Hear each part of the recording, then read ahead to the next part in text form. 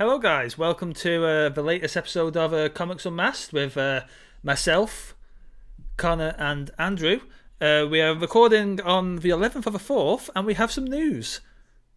Next week, maybe when the first episode goes live, which means it'll be many more weeks from now that you see this episode. But we you can might start date this actually thoroughly. seeing us soon. Which, if you are seeing this now, you definitely have seen us already. Yeah. Yeah. I think this is more for us to be excited about. It'll be among other content on the channel. But we'll be coming to you not every Wednesday, because we're going to try and we'll aim for regular, but it might not be exactly weekly. But we will be coming to you on Wednesdays, because that is the day of comics. At least, Unless you ask DC. Yeah, it was Tuesday. Well, Wednesday is roughly the day of Western direct market comics. Okay. It was New Comic Book Day for decades until DC shot that. So we have a theme today, which is Invincible, the TV series that we've all been watching, I believe. Yep. Mm-hmm. But I do want to touch on two things first. Number one, in another installment of James and or Connor shamelessly shill for subscription services, Jump. Shonen Jump. Ah, That is an insane deal. really? £1.99 a month. How much is on there? Like a lot? A lot. Say if you want to read all of My Hero Academia, it's all there. I mean, I've not read a lot of manga, and I know there's a weird, even just this past week on Twitter, again, as we record, there was a discourse around whether manga and comics are the same thing. They are. Fundamentally, yes, they are. I don't even think there's a fundamentally about it. It's all manga are comics, not all comics are manga. Kind of. If comics is if comics we're using as the umbrella term for sequential art. I think we only have a cultural idea of a difference between the two, because we have at least certainly America, there's a heavily wet comic industry in America, and manga is not part of that. That's fair. I would say there are differences, even in just the formatting, in that obviously you read them in different directions. Manga is very heavily, primarily black and white only. Difference, though, as opposed to...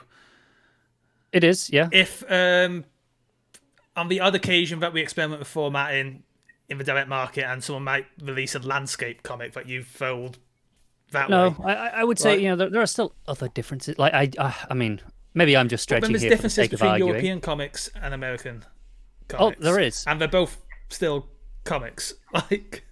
No, they are. But again, that's still, we would still say, European comics. We still talk about them in a separate thing. And that's what I say. When I say comics, I mean, that is just the umbrella term for the sequential medium. And as we all know, that is the point of this podcast, for us to discuss comics as a whole, as opposed to focusing in on anything else, despite we might not succeed at that because of me and Connor's best efforts, but we try. We do try, yeah. I haven't read a whole ton of manga, just, I've dabbled. It's something I've always dabbled into, and I tend to watch a little bit more anime than I necessarily read manga. That's the only manga I've read, really, and it's fucking great. But Going on the other side. Yeah. Not familiar with it. By Nagabi. It's kind of like all inspired by like European. I would say myth and that is folklore. the one big difference I would say about manga versus most other comics. It is almost exclusively only one person that works on a manga title. Or studio, like you've got you have Clamp, which are the people behind Card Capture, and which is a all women studio that work together. Yes. But they don't individually credit themselves. They are always credited as Clamp. There's no like art usually that you don't have it's a writer, different industry. Letterer, penciler. And we've touched on it in previous episodes. Reading manga is very much just what everyone does as well. Like, you go out and buy weekly or monthly big fat volumes that have chapters of the stories you're reading. But and obviously subscribing to something like Shonen Jump monthly magazine, whatever service is called, but again, bargain at £1.99. Wow. Yeah.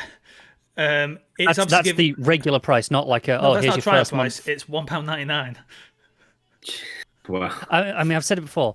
This is why manga is so popular amongst. I don't want to sound condescending here. So popular amongst teenagers in the West compared to, I would say, even comics, is because it's so much more affordable. Even even putting this aside, like just going into, if you go into a comic store and then look at the manga section, it's so much cheaper.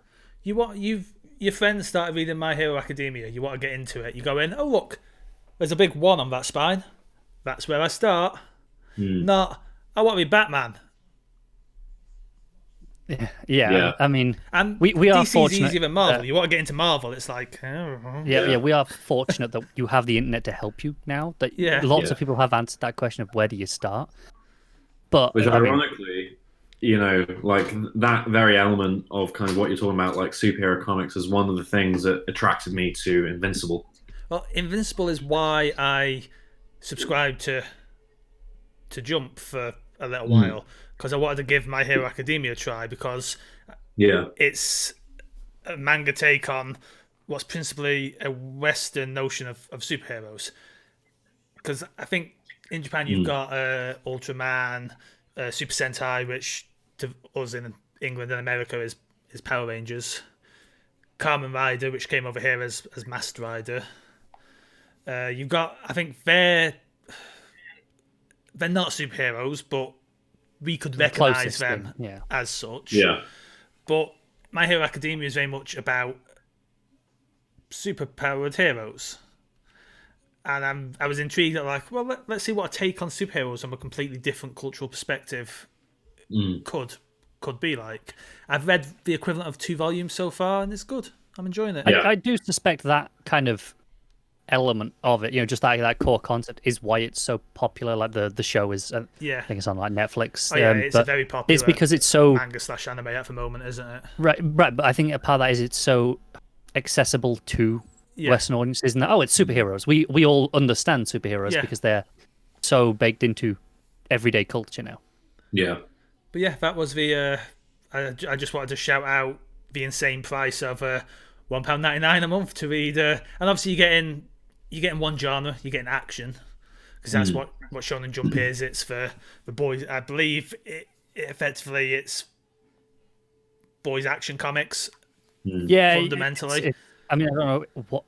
It's what One Piece is in, and hey, if you want to read One Piece, all 1,000 chapters are there for about £1.99. It's all like One Piece, Naruto, those sorts of things. I mean, all of Naruto is on the service as well.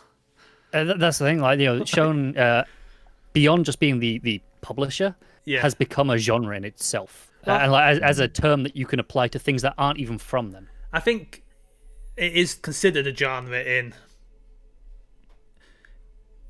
it probably kind is. Of like, I think Shonen is the genre of this type of. I could be wrong. Obviously, I don't. It definitely is now. If it wasn't before. If we are stepping on any cultural toes here, please do tell us in the comments if anyone is watching this. We'd like to learn.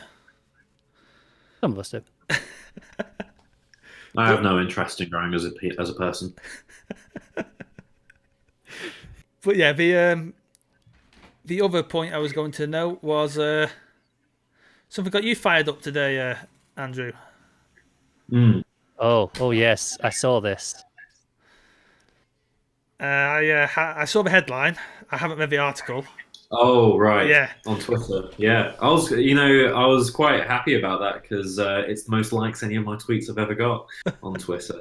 But basically, I think it was the Mirror tweeted an article about comic book writer and artist extraordinaire Paul Grist of Jack Staff fame. Yeah, Jack Staff came. Jack Staff is good.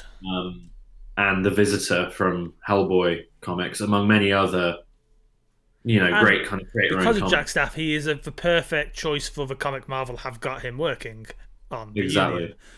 And the Marvel's attempts at British superheroes from time to time. Yeah. Because it's worth noting, we talked about potentially at some point wanting to do a history of British comics. Yeah. And I think Paul Grist has absolutely got a feature on it. he does, and also Marvel was a big part of early British. Marvel UK was a full independent entity that existed for some time with original Transformers comics, original Hulk comics. Like Marvel UK was while DC basically just stole British writers, Marvel had a whole UK division. Exactly, and it's what Captain Britain was born out of. Captain Britain was a Marvel UK book. Yeah. And I think what pissed me off, shall we say, about this particular headline was... Is the article any better? Is it one of those moments where they've gone for... No, it's way worse. No, okay. The article vaguely mentions that he's worked in comics for 20 plus years, but like the article basically reads, comic book fan achieves lifelong dream of working for Marvel at age of 60. And it's incredibly condescending. I'm going to just... I'm going to get the article up to actually quote directly, because, like you say, like just for the headline alone, we should give this the full context. Comic book fan 60 gets dream job at Marvel 2 decades after applying. This poor, and then he's a famous... that's the headline. And it then just says, it starts with comic writer Paul Grist has finally landed his dream job at Marvel 20 years after asking them for work. Spent 2 decades publishing his own stories. First work for them? It must be. See, if you'd asked me, I would have said he's only worked there. But also, whoever proofread this needs to check their grammar, because it says here, but in a strange twist of events, but strange is capitalized. Like, they mean strange here. They're not talking about Doctor Strange. That's not a subtle reference. Cool, better watch out for your actual tabloids are stepping into his. Do you know what? They bleeding cool revamped their website this week, and it's somehow worse. Oh, really? Yeah, I know. It's somehow harder to navigate and just see things at a glance. Like, it's always been an interesting choice of layout, but. Yeah, it's not good. But it was the Mirror, and the Mirror are trash. And I want to find. However, Grace McCaskill, out of all the trash tabloids, they're probably the better of a lot. Yeah. At least they're the pro Labour trash, right? Yeah. I think the thing that struck me was this isn't the kind of article you write about a 10-year-old in the village newspaper. Yeah. This is not the kind of article that you write about an industry veteran professional. Yeah. Who, like, by the way, shout out to Jack Staff and particularly The Visitor from the Hellboy universe. If you haven't read those, they're amazing. I think I discovered Jack Staff, again, bring this slightly back to topic, through Invincible. Because Robert Kirkman created a whole world of heroes for Invincible. Like, I've got some thoughts on Robert Kirkman later on when we get into it, but Brit was one of the heroes he created, and I think I started reading some of the Brit spin-offs, and then through that I somehow discovered Jack Staff. Yeah, good stuff. Anyway, well worth a read. Yeah, I've never read it, but one of the things I really liked about it as well is like the way that the story is told in Jack Staff. It's not even like it's done like American comic, like it's done in these 6-7 page segments, as if you're reading like a 1970s copy of 2000 AD, and each segment is devoted to a different character in the same storyline. So it feels like you're reading Judge Dredd or Rogue Trooper or whatever in a 1970s 2000 AD comic. So like there's a big kind of respect for British comics history in the actual telling of the story, and it's not just this sort of one-to-one kind of translation of an American genre into a British landscape. Like, it really goes quite a way to thinking like, okay, if superheroes existed in Britain, what would they look like? It's interesting. I think the answer to that is very different a decade ago to what it would be today. Unfortunately. Definitely. But so on to our main topic at hand.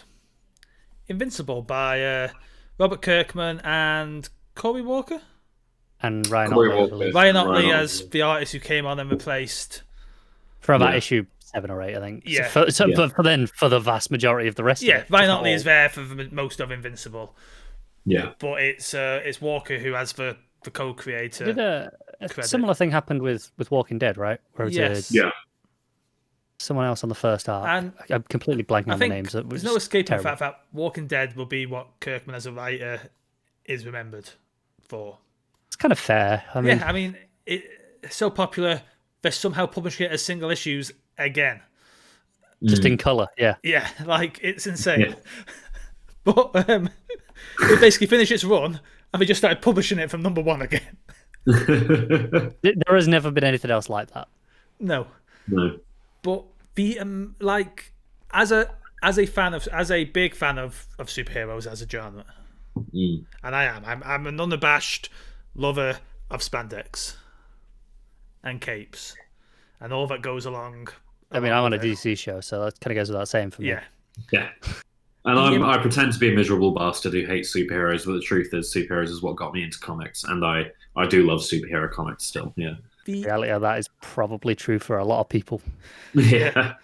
Like, Invincible himself aside, the amount of creativity in the world building of Invincible for the other heroes, like, it feels like and I think, touching on what we were saying earlier about manga, I think is why Invincible works so well. You are getting that shared superhero universe, but you're getting it, and I know there was spin-off books, and Astounding Wolfman had a book, the Guardians of the Globe had a few mini-series, Brit had his own short-run series, Rexplode and Atom Eve had a couple of minis, but fundamentally you were getting the feeling of that shared, lived-in superhero universe from one book a month.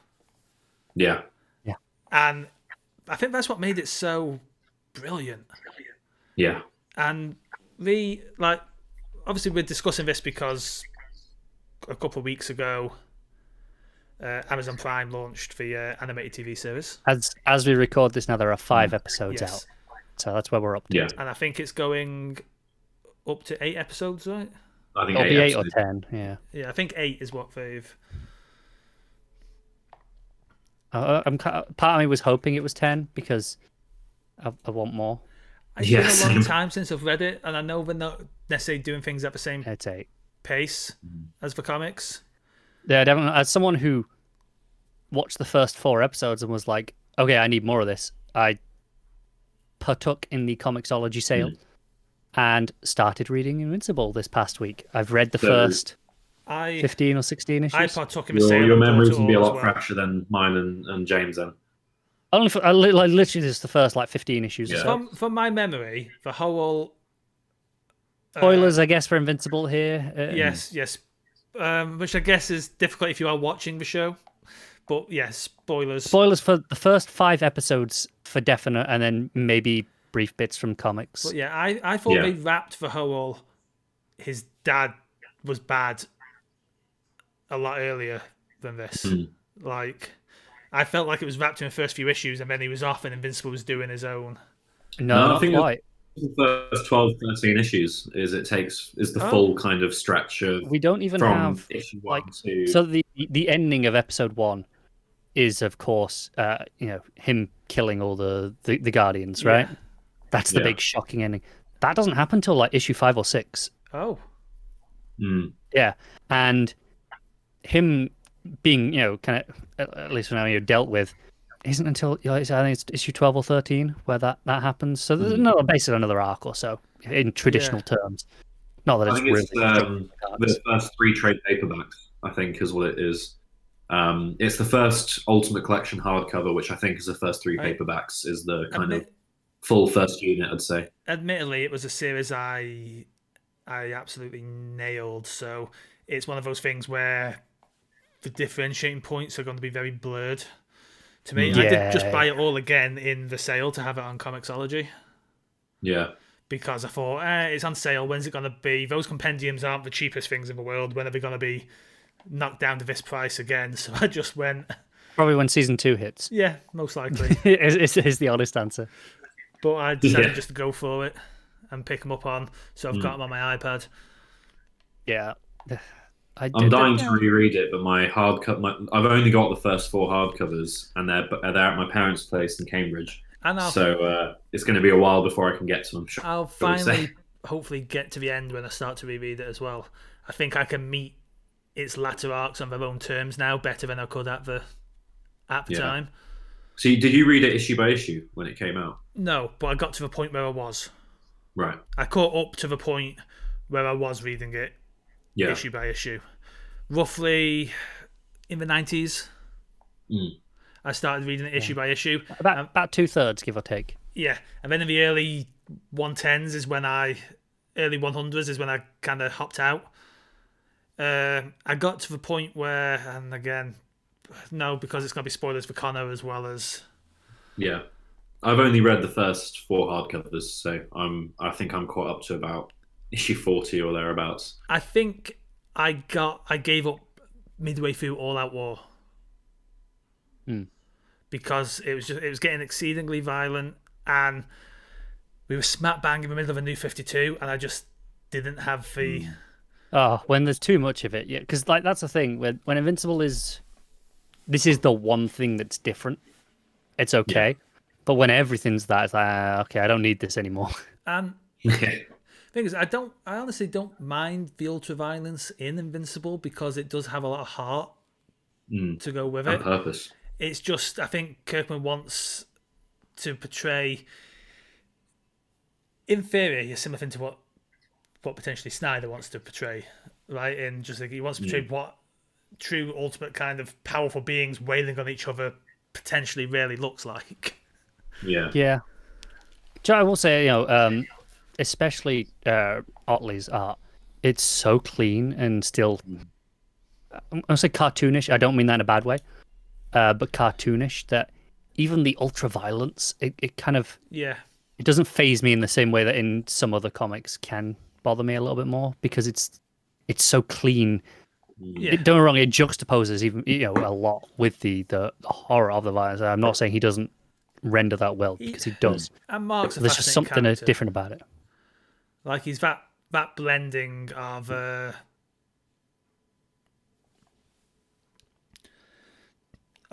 He's like a blending of Peter Parker and Superman.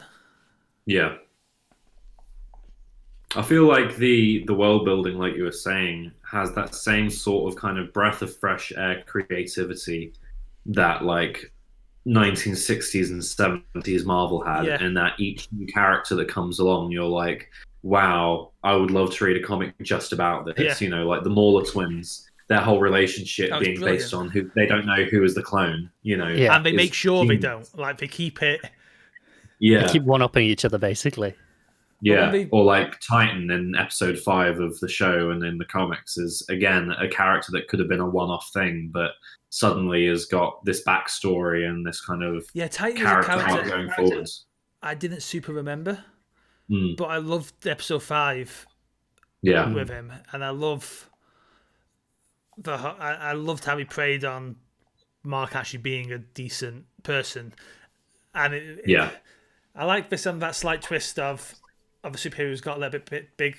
He's super confident, probably too confident, and I mean, episode 5 opens with him like still just texting on the phone while in the middle of a fight. Oh, that was brilliant.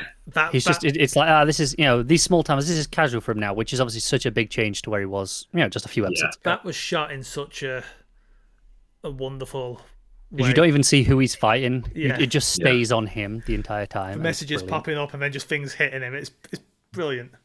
Yeah. So it's the thing I think that Invincible does really well, at least in this stage of the show and the comic, is that it kind of feels like what Game of Thrones is to Lord of the Rings, Invincible is to superhero comics, and that it's not necessarily about the villain of the week or the big battles. It's about the moments, the human moments in between those bigger moments, and by focusing on things like Mark's relationship with his dad and his mum, or like Atom Eve and Amber and all this. Sandra Oh is brilliant as his mum. Everyone is brilliant in that cast. It's a great voice cast. Yeah. I don't remember Thingy, the one that Zazie Beetz plays. I don't remember her character. She's not black in the comics. I know that, but I generally don't remember. I mean, obviously, she's in it a lot less. She's there. Don't get me wrong. This the relationship is still there in these earlier issues, Yeah. but it's not. I don't It's not remember fleshed out. There's a not a lot relationship of this. before. There's not a lot of this drama. That he's got in the show the very Yeah. typical traditional superhero secret identity. Oh, rushing around, It works. making up it's a excuses. trope There's for a not a lot reason. of that in the comic. Yeah. When it works, it works. It's just sometimes overused and sometimes doesn't work. Yeah. I think that's what makes it so impressive is everything's so kind of recognizable at a glance. Because obviously everything is kind of like it's pastiching things that everyone knows. Yeah. But then it doesn't just rest on that. It's not just we're not just copy and pasting in characters. It does that and then goes, okay, and now we're going to add something unique to them. But because it's got a fleshed out starting point that everyone knows, you can hit the ground running a lot easier because you don't have to explain the fundamentals. You have to, there's no, this is who this is and that. You just go, right, it's Superman, but, and so on and so on. It's just these twists. I'm enjoying things being foggy as well for me. Like, as soon as Robot started being shady, I remembered him being shady, but I can't remember exactly what his yeah, it's the same. I can't remember why he's being shady, but I remember getting that point in the comics as well, Which, for the record, I am not at yet. But, I mean, he started being shady in the comics as well, but I haven't got to what it is yet. It's drawing things out a little bit more than you might expect. I forgot how awful Atom Eve's parents were as well until this week's episode. God. Yeah. Like, her dad was rage-inducing. Yeah. Oh, it's such a good show that I'm shocked that I haven't seen more people talking about. I don't understand why. I've seen a fair amount of it. My Fridays are usually a fair mix between... My Twitter feed on Friday is usually a fair mix between Falcon Winter Soldier and Invincible. Yeah, I would say I'm seeing more Falcon Winter Soldier. I'm seeing a little bit of Invincible, not much, but I mean, just both of those put together are still maybe 20% of what I saw of WandaVision every Friday when that was on. Yeah, none of them are as big as WandaVision was. But like even put together, it's like 20% at most. Like there's nothing in comparison. Can I just say It's a shame because I think both of those shows are better than WandaVision for me, or at least from my point of view, Also, the use of a title. Yeah. I love how it's getting bloodier every time. Yeah, bloodier every time, and I love it's always used in placement of someone saying his name. Yeah. Yeah. It's a great the first time we did it felt like a really harsh cut, episode. But now it's kind of I'm expecting it, I'm waiting for it. Yeah.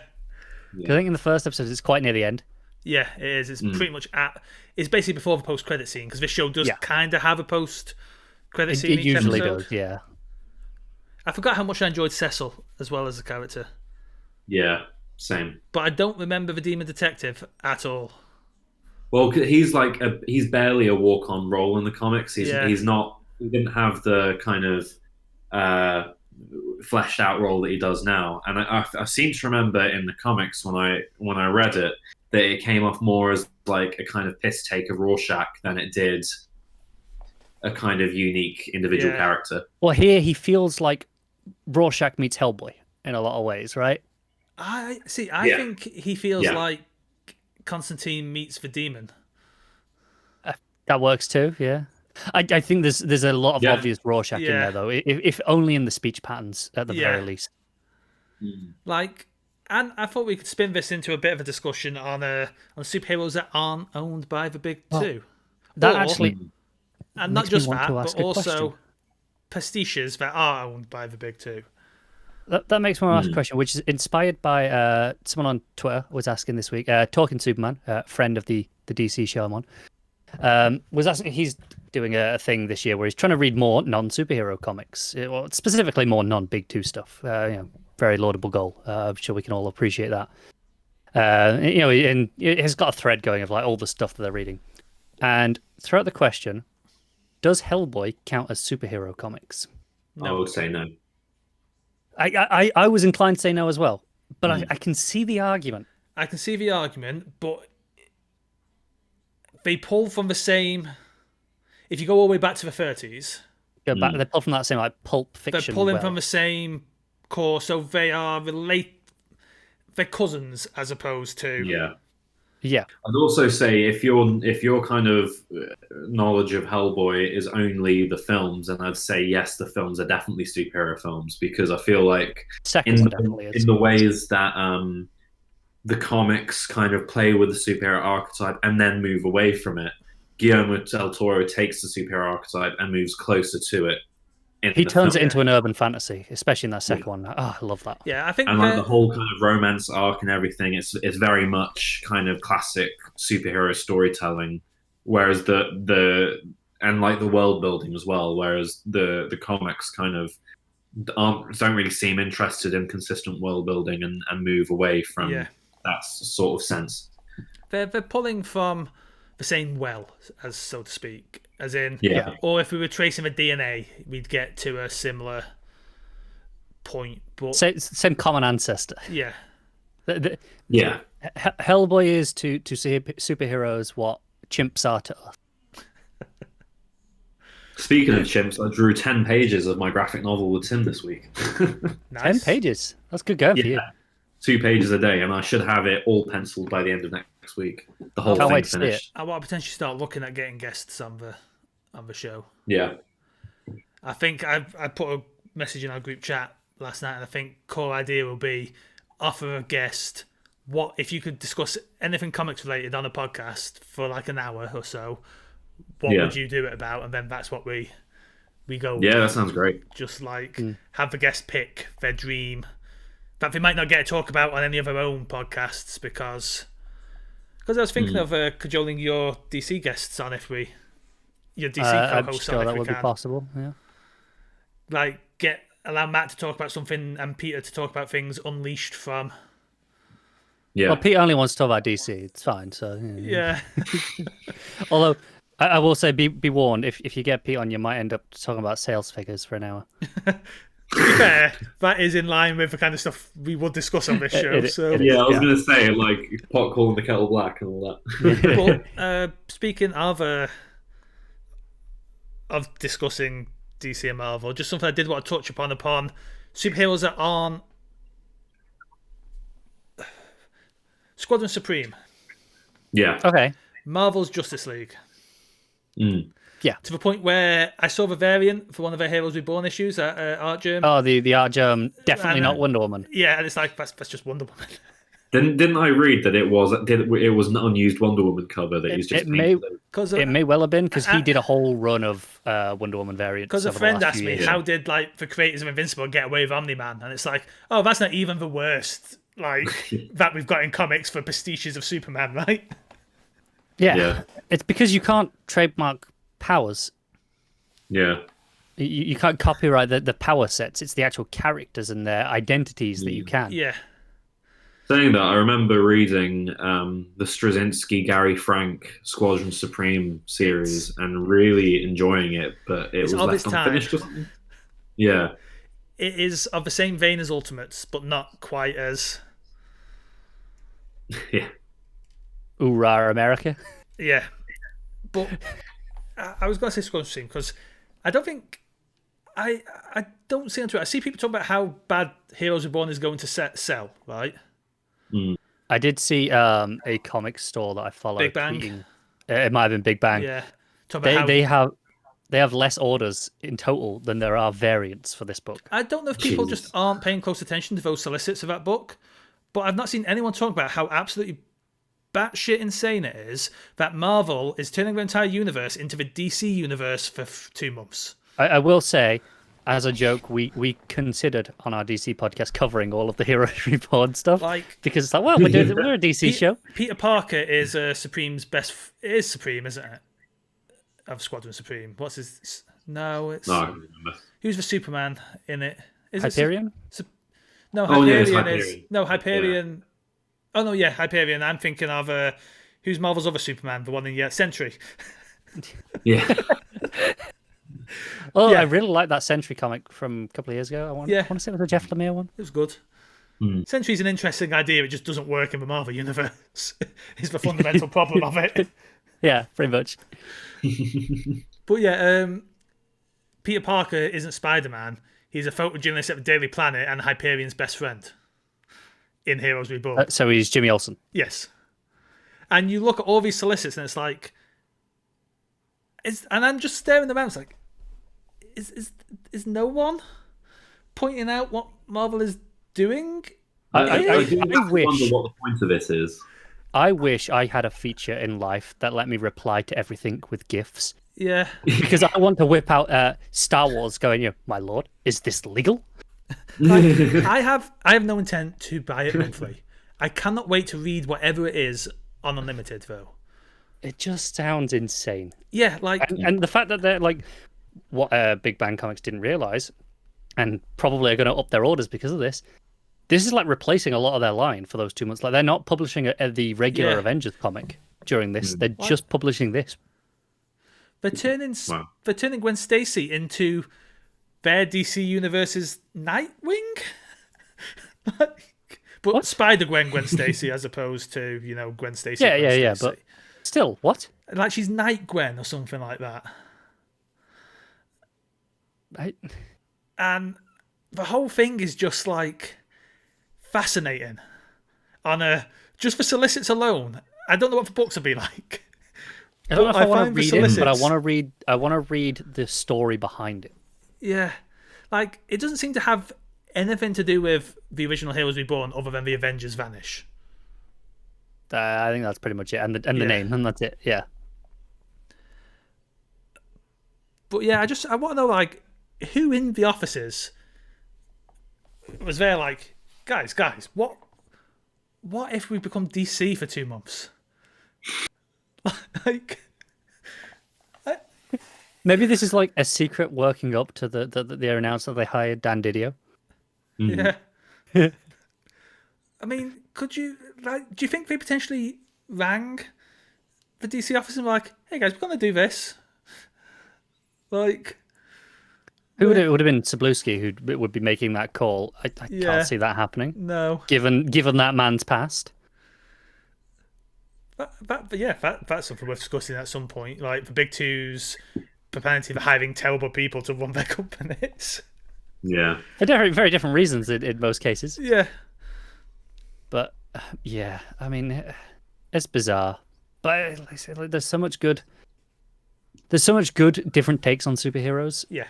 That I'm like more interested in reading than Heroes Reborn. Oh, like I'm just seeing it behind Andrew there. Black Hammer.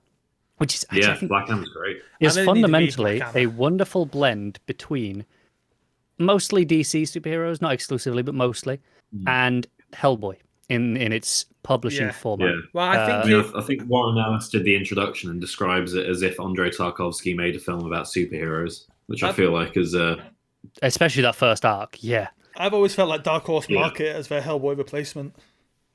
I think it absolutely is. That's what it is to them fundamentally, especially because it started coming out a period after they were losing all their licenses. They keep shedding them as well.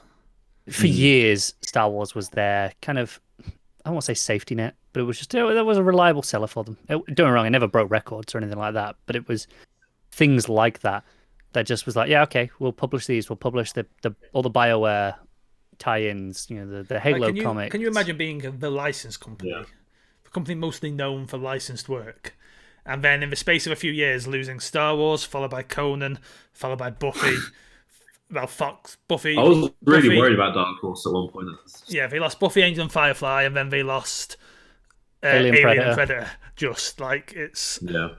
They have BioWare titles now and Critical Role, which makes a lot of money. Critical Role probably helps a lot. Didn't they lose Fear Agent as well? Yes, that's gone to Image, but not a licensed title, so. Yeah. That's the kind of title that follows its creator, where the creator wants to work, isn't it? Yeah. A bit like Criminal and. Like, worth noting, like, Marvel published Criminal once upon a time, right? Like... That's true, yeah. But I think it's interesting with Black Hammer that it's, in many ways, it feels like a successor to Invincible, to me. In the sense that, Invincible, like, is very clearly based off of, again, mostly DC stuff, these archetypes, but then, all right, let's play with it and do something deeper with it. And Lemire kind of took that in the same kind of way, started with this template, it's like, right, let's go weird. And I was doing different directions. He took it, let's say, more in the Hellboy route of, okay, let's do it in a series of shorter books, minis, maybe maxis at points. and then really got on board with just right from the start involving other creators in telling stories in what I would still say is his universe, and like we would call Hellboy Mignola's universe. But he is clearly not the only person who has told many, many stories in that world at this point. Yeah. I definitely want to get into Black Hammer. I'm pretty sure I would like it. I'm a couple of books behind. I haven't read the last. I've read up to Black Hammer Justice League. I mean, I've only read the first library edition, and I really enjoyed it. And then I think the second library edition has gone out of print in the UK, and you can only order it from the US at the moment. I'm just waiting for it to come. Of course. Yeah. Good thing to know. That if you're wanting to order things from the US, it is worth noting that Amazon no longer charge postage on orders through Amazon Global. So if Amazon.co.uk has the American version listed, you'll probably be able to get it without having to pay postage for it. That's good. The only thing I worry, I guess, is that I want to keep it in nice nick, and I don't know if it's going to survive the trip. What's super interesting to me about Black Hammer is, if anyone doesn't know, the process is these heroes are on a farm, basically, and they don't really know where they are. It's this otherworldly, like, mysterious village. We may have lost Andrew temporarily. I'm kind of just babbling and hoping he comes back in a moment. But there we go. They're on this farm. There's a little town village that they can visit, but that's it. There's like a border to the world. Nothing else exists, and they're trapped there. And that's the premise. And then you have miniseries and that are like set outside based on other characters, or in the past based on these characters when they were in their prime doing stuff before they were trapped. What's super interesting is in the second of the main series, because you have Black Hammer, then Black Hammer Age of Doom, which is the, again, quote-unquote main series. Which is the second library edition, I think. Yeah. The story of the farm is wrapped up like halfway through Age of Doom. And it's like, oh shit, that now the universe is kind of free to just do whatever it wants from this point on. And it's so exciting and like liberating that it's not tied down to this concept anymore, even though it's a compelling concept and it was a great starting point, this introduction, this Twin Peaks-esque mystery to get you kind of hooked at the start. In tone, not in content.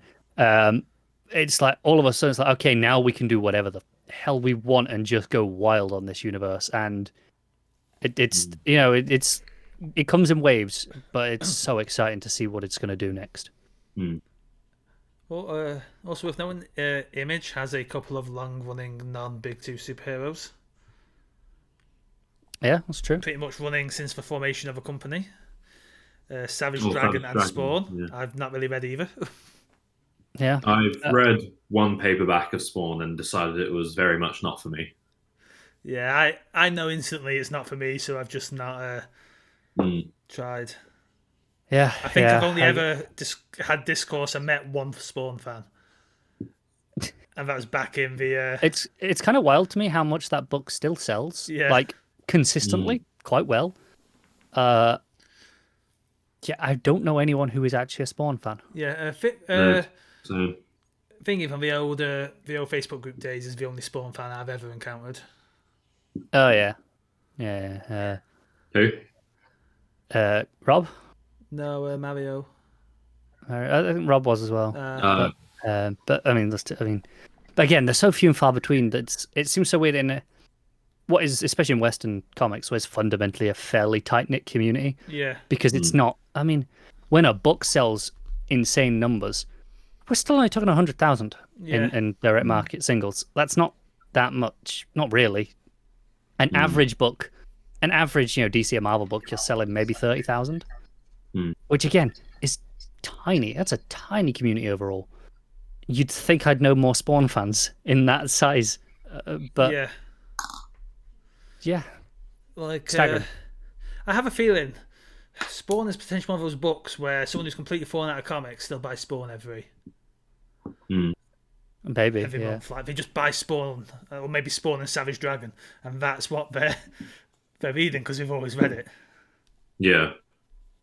I know Spawn's having like some kind of reboot soon, or some kind of relaunch, like with some additional books going in for a Spawn universe. Yeah. Just what everyone wanted. Well, I I guess mean, some people there's clearly do, also though. like That's the the thing, Crow. right? I guess there's also like the Crow, James Abar's The Crow, Yeah. Yeah, that's true.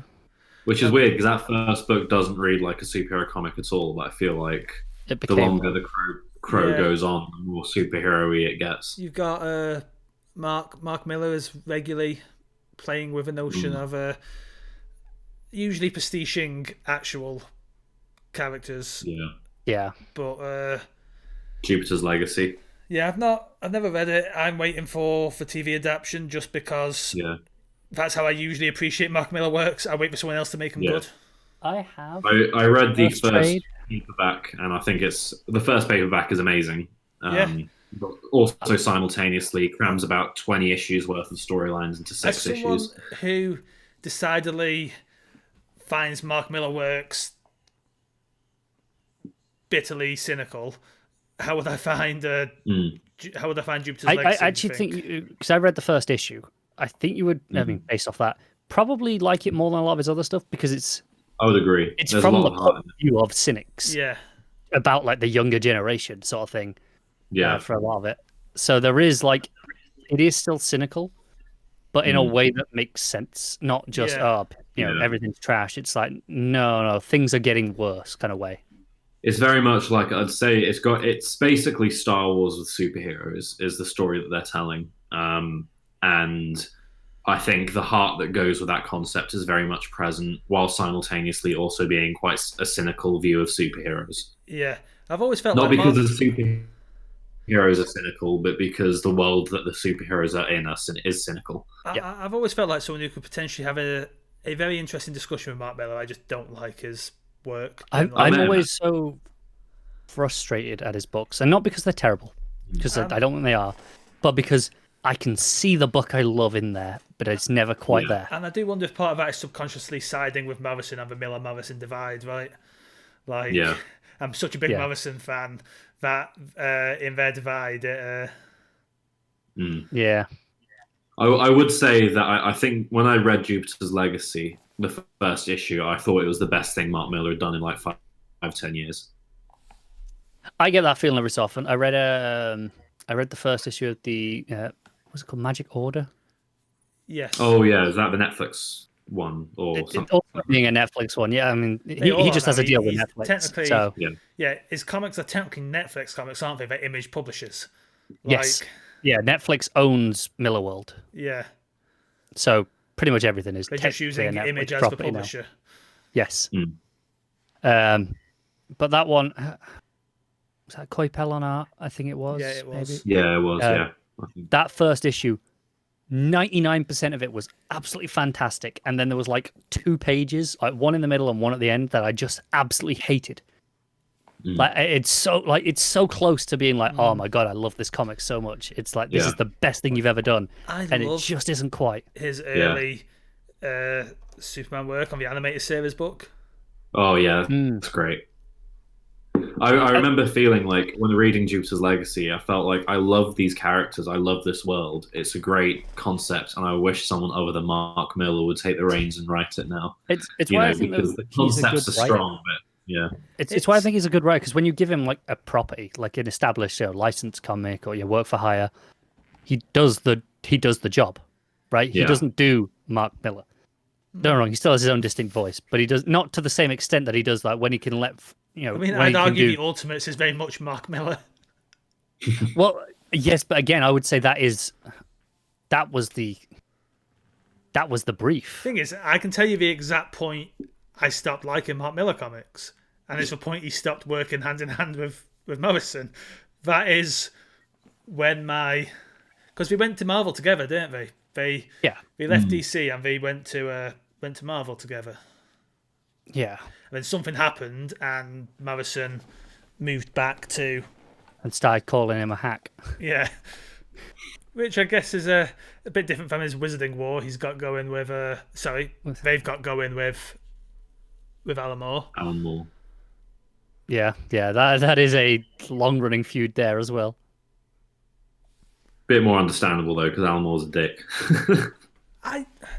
I go back and forth. Like he's a dick, he's a crotchety old man, but also at the same time, he gets asked the same 3 questions over and over Yeah, again, when and you you just ever- want to tell everyone to shut the Yeah. hell up. When you ever see Alan Moore like discussing something he actually wants to discuss, he comes across as so genial and like Yeah, true. Yeah. lovely.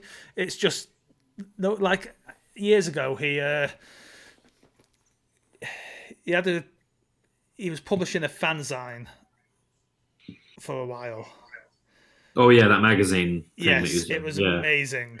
It was about anarchist. It had things about anarchist gardening in Northampton. Like, That is the most Alan Moore thing I've ever heard. oh yeah, it was. It's gone. It is literally the most Alan Moore thing ever, and it's Yeah. wonderful. And you can tell, like, when he's actually passionate about something, he's there. It's just all anyone ever wants to talk to about is stuff he did years ago that he has no interest in talking about anymore. I kind of get the same vibes from him as I do, and this has changed very recently, admittedly, but like Christopher Eccleston with Doctor Who, Yeah, where he's like, "Look, yeah, Yeah, I did Doctor that Who. season, but he's like, I don't Yeah. want to just be known for that. I want to do other stuff as well." he's done the more recent interview, hasn't he? Yeah, He yeah, did an interview for Doctor Who magazine recently, yeah, and he's come back and he's doing some audio dramas. and he's been a bit more upfront about why Good dramas. yeah, some he producer left. dickheads, Pardon? some producer problems.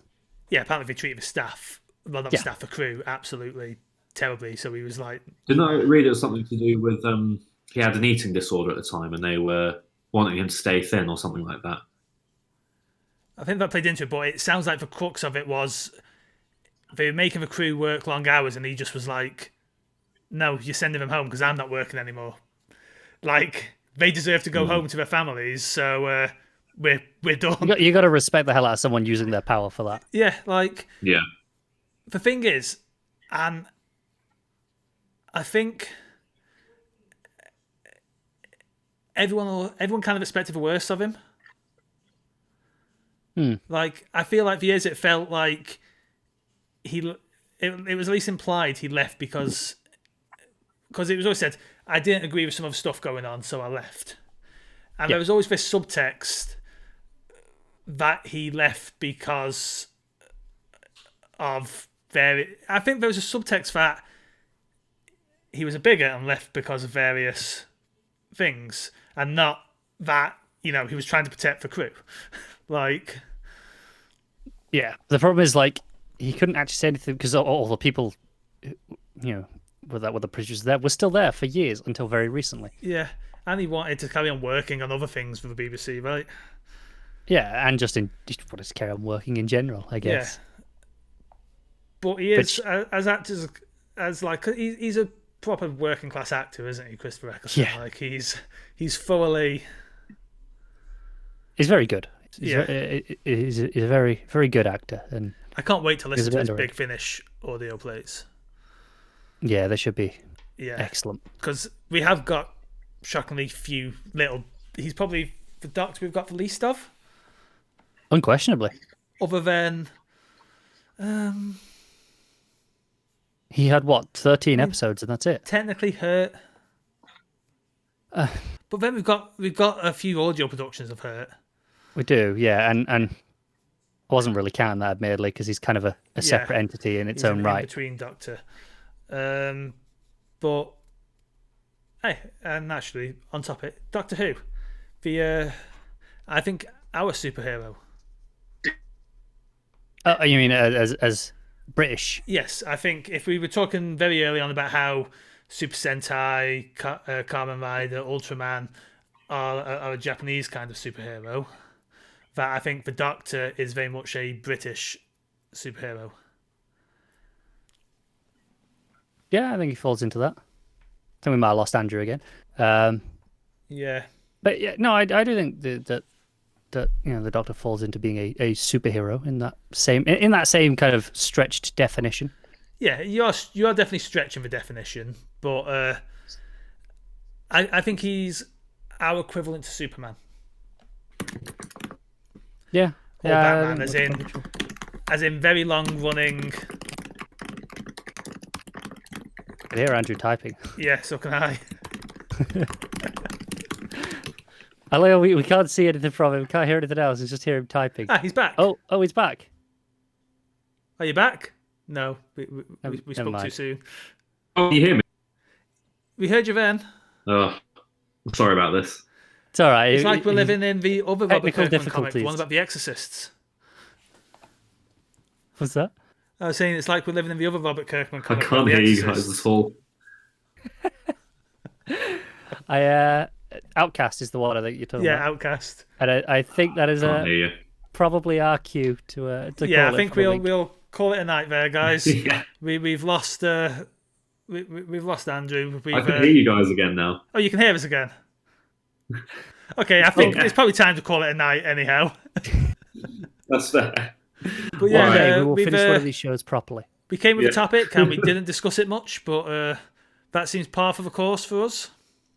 Yeah, that's the way. Yep. I hope you enjoyed this episode of Comics Unmasked, a show that I recently postulated we should call Not Another DC Comics Podcast. But we haven't actually, that hasn't been a problem That's the subtitle. today. Yeah. Comics Unmasked, not another DC Comics podcast. But yes, we will be coming to you on the Bear in Mind podcast network from now on, along with other things like Double Bill Film Club and Around the World in 50 Films, and Train of Thought is another. To be fair, there's lots of rambling podcasts for you if you want to watch a bunch of people ramble about things. It's a bit different to the Mild Fuzz content, where you can find my DC podcast, Comics in the Multiverse, where, admittedly, on Comics in the Multiverse, we tangent a little bit, but most stuff is a bit more structured than this tends to be. Yeah, I run a very loose loose ship to the point where we recently, there'll be a few episodes of this one out probably by the time you actually listen to this, including one on Superman, which is themed alongside this. But we started a podcast called Train of Thought solely to ramble. Like, is this solely to just discuss whatever stray thought is in our mind, and if we've got nothing else to film, we can record a stray thought. And I think we'll have a wrestling podcast as well soon, or have a wrestling podcast. Mm-hmm. As of, I am recording something about WrestleMania on Tuesday. That will have aired by the time this actually airs. Oh, guys. Hello. Yep. Oh, has he gone off on the phone? But we can't see it because of. Who knows? Yeah, but yeah, we'll call it a night, guys. See you soon.